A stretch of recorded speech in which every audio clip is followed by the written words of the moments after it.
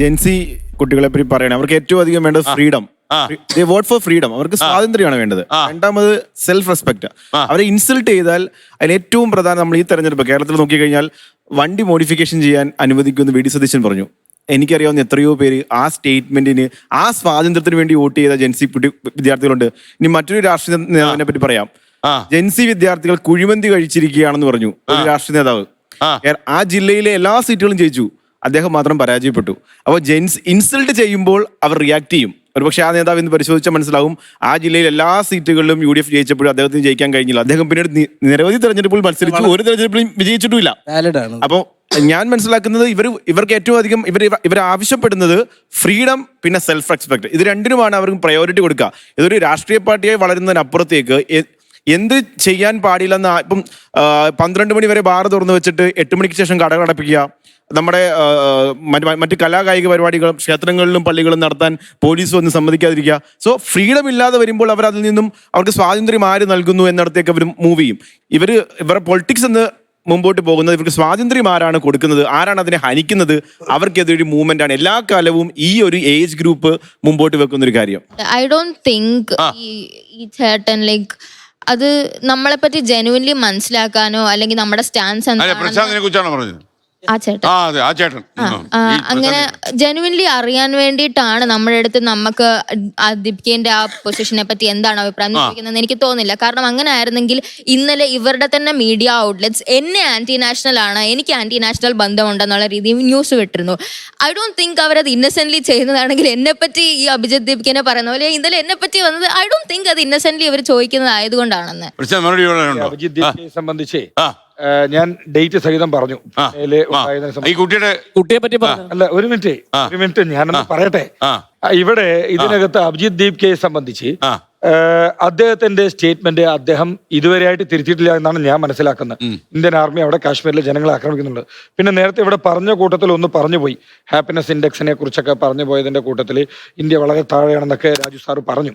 ഇന്ത്യയെക്കാൾ മുകളിലുള്ള രാജ്യങ്ങളാണ് പാകിസ്ഥാനും ശ്രീലങ്കയൊക്കെ എന്നാണ് ആ ഇൻഡെക്സിന്റെ കണക്കിൽ ഞാൻ മനസ്സിലാക്കുന്നത്. അവിടെയുള്ള ആളുകൾ പട്ടിണി വന്ന് മണ്ണ് വാരത്തിനുള്ള ഗതികേടിക്ക് എത്തിയിട്ടുണ്ട്. അപ്പൊ അതുകൊണ്ട് ആ ഇൻഡെക്സ് എടുത്ത ആളുകൾ അതിന് മുന്നിലുണ്ടായിരുന്ന രാജ്യത്തിന്റെ അവിടുത്തെ അവസ്ഥയൊക്കെ എന്തായിരുന്നു എന്നുള്ളത് ഒന്ന് മനസ്സിലാക്കിയാൽ നന്നായിരിക്കും. ഒന്ന്. പിന്നെ 2, ഇതിനകത്ത് ഇവിടെ ഒരാള് രാജ്യദ്രോഹിയാണോ ഇത്തരത്തിൽ പറഞ്ഞു എന്നൊക്കെ പറഞ്ഞു അഭിജിത്ത് ദീപികയെ കുറിച്ച്. ഇതിന്റെ ആളുകൾ അല്ല, ഞാൻ പറഞ്ഞു തരട്ടെ, അതായത് നിങ്ങളെ കുറിച്ച് ഇവിടെ പറഞ്ഞു, അഭിജിത്ത് ദീപികയെ കുറിച്ച് ഞാൻ പറഞ്ഞു എന്നുണ്ടല്ലോ ഇതിനകത്ത്. അപ്പൊ ഇതിനകത്ത് ഒരാൾ ഒരു പാർട്ടി തുടങ്ങുന്ന സമയത്ത് നേരത്തെ ഇവർ പറയുന്നത് ഇതൊരു പൊളിറ്റിക്കൽ മൂവ്മെന്റ് അല്ല എന്നുള്ളത്, പക്ഷേ കോക്രോച്ച് ജനതാ പാർട്ടി എന്നുള്ളത് കൊണ്ടാണ് പാർട്ടി എന്ന് പറയുന്നത്. അതിനകത്ത് പേരിൽ പാർട്ടി എന്നുള്ളത് കൊണ്ട് ഈ ഒരു മൂവ്മെന്റ് ഇതിനകത്ത് ഈ നാട്ടിലെ ഏതൊരാൾക്കും മനസ്സിലാക്കാൻ സാധിക്കും. ഇതൊരു സ്പോണ്ടേനിയസ് ആയിട്ട് ഒരു ദിവസം കൊണ്ട് ഉണ്ടായ ഒരു സ്റ്റേറ്റ്മെന്റിനകത്ത് വന്നിട്ടുള്ള ഒരു കാര്യമല്ല എന്നുള്ളത് മനസ്സിലാക്കാൻ സാധിക്കും. അല്ല, ഒരു സ്റ്റഡി നടത്തി കഴിഞ്ഞാൽ ഒരു ദിവസം കൊണ്ട് ഒരാൾക്ക് ഇത്തരത്തിൽ ഒരു കാര്യം ചെയ്യാനായിട്ട് സാധിക്കില്ല. ഇനി 2, ഇത്തരത്തിൽ ഇദ്ദേഹത്തിന്റെ പ്രീവിയസ് ഹിസ്റ്ററി ഞാൻ നേരത്തെ തുടക്കത്തിൽ തന്നെ ആദ്യം പറഞ്ഞു.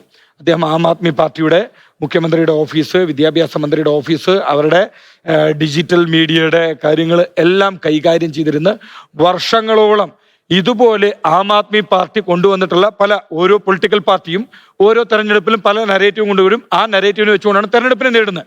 ഇങ്ങനെ കൊണ്ടുവന്നിട്ടുള്ള പല ആരോപണങ്ങളുണ്ട്. അത്തരത്തിലുള്ള ആരോപണങ്ങൾ തന്നെയാണ് ഇതിൽ വന്നില്ല. ഇവിടെ വന്ന് ഈ രാജ്യത്ത് ഇത്തരത്തിലൊരു മൂവ്മെന്റ് തുടങ്ങി. ആദ്യത്തെ അദ്ദേഹത്തിന്റെ ആവശ്യങ്ങളിൽ ഒന്ന് തന്നെ BJP അൺഫോളോ ചെയ്യുക എന്നുള്ളതായിരുന്നു. അതിനുശേഷമാണ് തുടർന്ന് ഓരോ കാര്യങ്ങളായിട്ട് വരുന്നത്. പിന്നെ ഇത്തരത്തിൽ ഒരു പ്രീവിയസ് ഹിസ്റ്ററി ഉള്ള ഒരാള് അദ്ദേഹം തുടങ്ങുന്ന മൂവ്മെന്റിനെ കുറിച്ച് ചിന്തിക്കുമ്പോൾ ആളുകൾ കരുതുക ഇതുപോലുള്ള ആളുകൾ തന്നെയായിരിക്കും അതിനെ ഫോളോ ചെയ്യുന്നത് എന്നുള്ളതാണ്. പിന്നെ ഇവരെ സംബന്ധിച്ചിടത്തോളം ഇവര് എന്തൊക്കെയാണ് പ്രവർത്തനങ്ങൾ നടത്തുന്നത് എന്നുള്ളതിനെ സംബന്ധിച്ച് ഞാൻ അന്വേഷിക്കാൻ ആളല്ല. അത് അന്വേഷിക്കേണ്ട ഡിപ്പാർട്ട്മെന്റ് അന്വേഷിച്ച് കണ്ടെത്തുന്ന സമയത്താണ് ഇഷയെ കുറിച്ചിട്ടുള്ള കാര്യങ്ങൾ പറയാനായിട്ട് സാധിക്കുക. അല്ല, ഞാൻ ആളല്ല എന്നാ പറഞ്ഞേ, ഞാൻ ആളല്ല. ഇതിനകത്ത്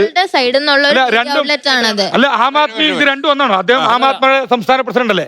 ചോദ്യം ഇവിടെയാണെങ്കിൽ മറുപടി ഇവിടെ അല്ല.